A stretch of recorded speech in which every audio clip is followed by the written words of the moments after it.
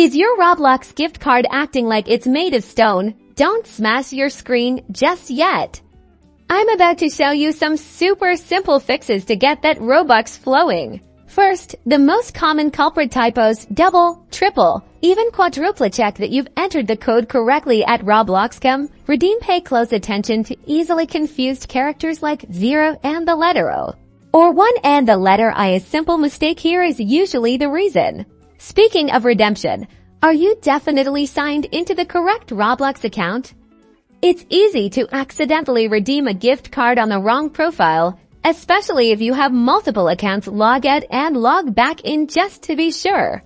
Next up, let's try a different device or browser. Sometimes browser extensions, cache data, or even the device you're using can interfere with the redemption process. Copy the code and try pasting it into the redemption page on a different computer, phone, or even a different web browser like Chrome, Firefox, or Safari. Still no luck? Alright, it's time to call in the big guns. Roblox support. Head over to their help center. Just search Roblox support on Google. Explain your issue clearly, including the gift card code, where you bought it, and any error messages you've received. The more information you give them, the faster they can help.